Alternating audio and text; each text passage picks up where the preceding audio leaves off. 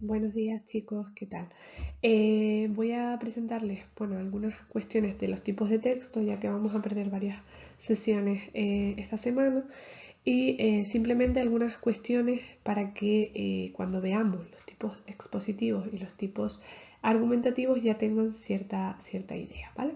Imagino que esto ya lo habrán visto también, las tipologías textuales, pero bueno, vamos a volver a incidir sobre ello porque de cara al curso que viene, ya hemos visto que una parte es el comentario literario, pero la otra, la que se puede dar en la EBAU, es el comentario periodístico. Y los textos periodísticos suelen ser artículos de opinión, que suelen ser textos positivo-argumentativos, ¿vale? Donde se expone una cuestión y también a la vez se da la opinión sobre un tema.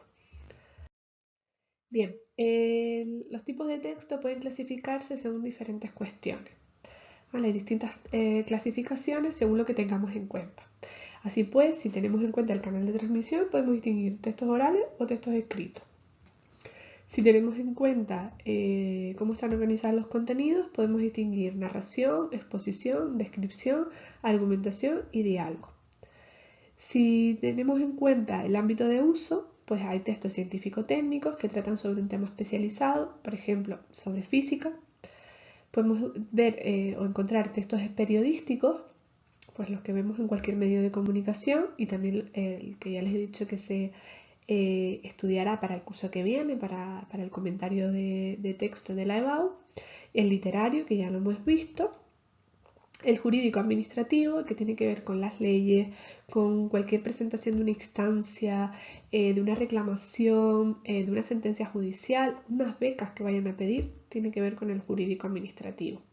Y el publicitario, ¿vale? Los anuncios que vemos a diario pues constituirían otro ámbito. Según el registro empleado, serán formales o informales. Es decir, dependerá del contexto, pues seremos más, y del destinatario, pues seremos más formales o más informales. ¿Vale? Todas las tipologías anteriores pueden utilizarse con un registro formal o informal. Y según la intención comunicativa, según lo que queramos conseguir del destinatario, de nuestro destinatario. Puede ser informativo, simplemente presentar una información, unos datos. Puede ser persuasivo, convencerlo de algo, que suele ser el caso de los textos publicitarios. Puede ser prescriptivo, dar cierta información sobre el uso, por ejemplo, en un prospecto de un medicamento o en las instrucciones de un detergente, de un modo de empleo, pues ahí está intentando darnos pues algunas pautas de cómo utilizar un objeto eh, o una herramienta, ¿no? O estéticos, que es el caso, por ejemplo, de los textos literarios, que lo que buscan principalmente es, pues, de alguna manera, la función poética, ¿no? Que habíamos visto en el primer tema, embellecer, entretener, ¿vale? De alguna manera. También, por ejemplo, las series, las películas tendrían una función estética en ese caso, ¿vale? Nosotros nos va a interesar sobre todo la que tiene que ver con la organización de los contenidos, ¿vale? Nos vamos a quedar con esta tipología. Así pues, por ejemplo, en el caso de la descripción, que imagino todos saben lo que es una descripción, la podemos definir como el hecho de mostrar de forma detallada las características de un elemento real o imaginario. No tiene por qué ser de una persona, puede ser de un objeto, puede ser de un animal, puede ser de un lugar. ¿Vale? Podemos describir distintas cosas, pero tenemos que dar detalle, información sobre ello. Podemos describir o distinguir entre descripciones según lo que se describe de personas, de animales, de objetos o de lugares y según la intención comunicativa, una descripción objetiva o subjetiva. Yo puedo describir un objeto de forma totalmente objetiva, definiéndolo, pues es circular, es de color naranja, es pequeño, es grande, soy objetiva, pero puedo ser subjetiva. Yo puedo decir esa persona es pues, totalmente estúpida, hace las cosas mal, no sirve para nada, por ejemplo. Ahí estoy dando una descripción subjetiva, porque depende de mi percepción de esa persona. pero también lo puedo hacer con un objeto o con un lugar, ¿vale? Hay veces en los que un lugar nos encanta, lo describiremos de una forma pues más embellecedora, y si no nos gusta, lo describiremos de una forma más negativa. ¿Qué características tiene una descripción? Pues está escrito en tercera persona normalmente. A veces podemos hacer una autodescripción. Yo soy bajita, morena, con el pelo corto y rizado, por ejemplo, ¿vale? Pero lo normal es que lo hagamos en tercera persona. Utilizamos adjetivos calificativos, obviamente. Estamos definiendo cómo es algo, cómo es alguien. Y comparaciones también podemos hacer. Es más grande que la luna, es más pequeño que un alfiler, por ejemplo. Y marcadores espaciales, también los que tienen que ver con la referencia en el espacio. Aquí, allí, este, ese, ¿vale?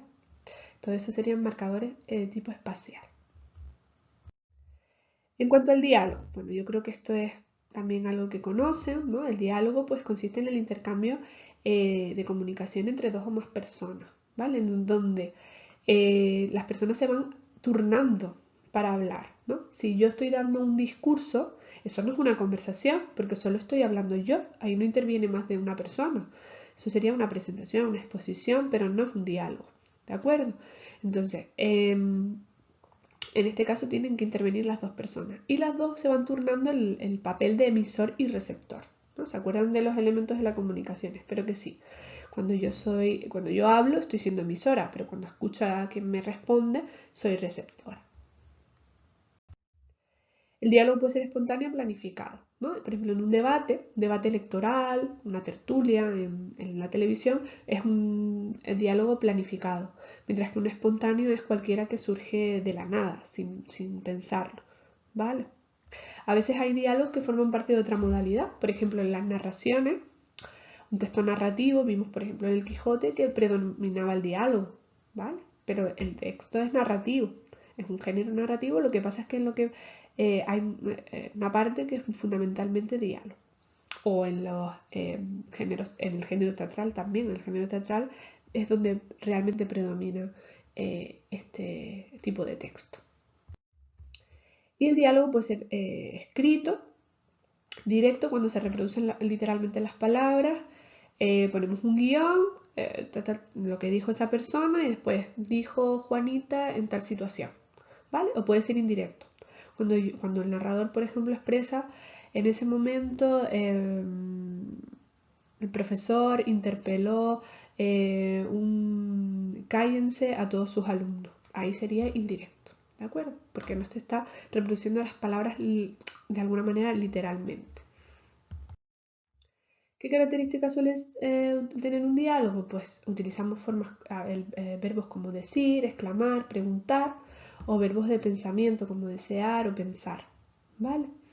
Y también pues pueden ser afirmaciones, negaciones, exclamaciones e interrogaciones, que no suele haberlas tanto en otro tipo de textos, pero sí en los diálogos, ¿no? Sobre todo estas dos últimas, la exclamación y la interrogación.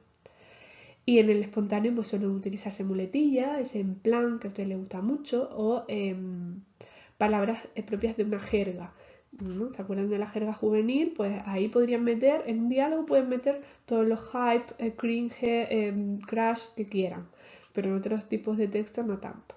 Interjecciones y onomatopeyas también, ¿no? Onomatopeyas, ¿se acuerdan? Que eran esos sonidos que reproducían, esas palabras que reproducían sonidos de la naturaleza. Por ejemplo, un boom, por ejemplo, ¿vale? En cuanto a la narración, pues narrar consiste en relatar, un narrador, obviamente, una serie de hechos, que pueden ser reales o ficticios, ¿vale? Podemos narrar pues lo que nos pasó el fin de semana pasado, contarlo, eso sería una narración, pero también podemos pues inventarnos una historia, ¿vale? ¿Se acuerdan que escribieron, por ejemplo, ustedes una historia que ocurría en una biblioteca? Eso sería una narración ficticia.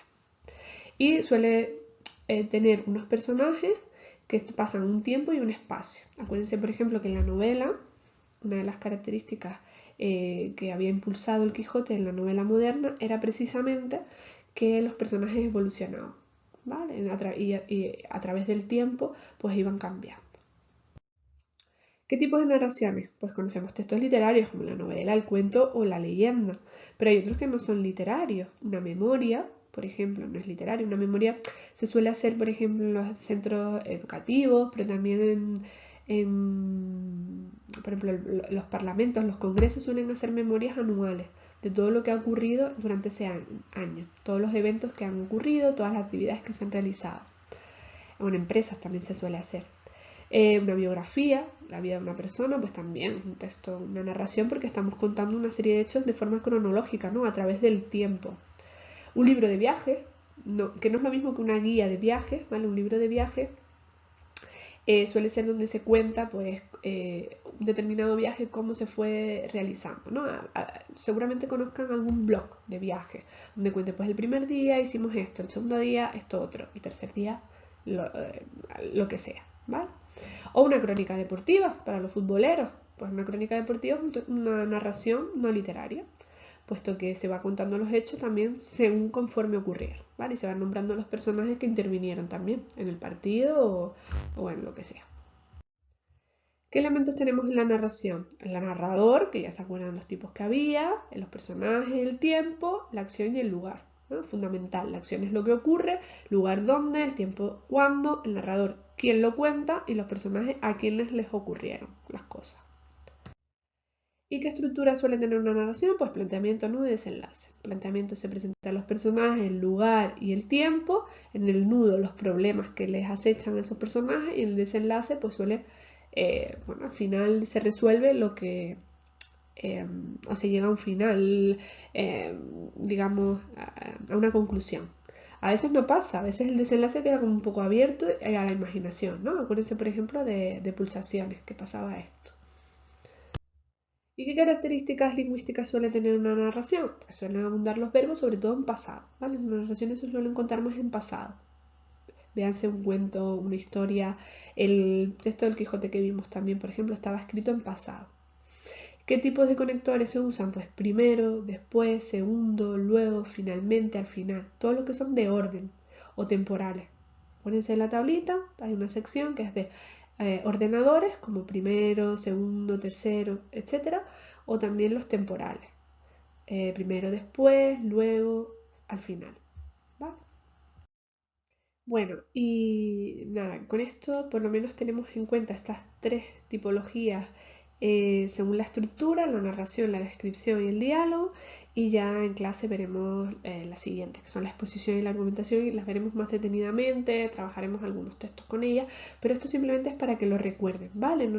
No es necesario que se aprendan esto de memoria, a mí me interesa más que se queden con los datos sobre la exposición y la argumentación, y sí con también las propiedades del texto, ¿de acuerdo? Esto simplemente para hacer una recuperación, un recordatorio de cuestiones que, bueno, que ustedes ya habrán visto, pero que está bien refrescar de alguna forma. Bueno, pues nada más, hasta luego.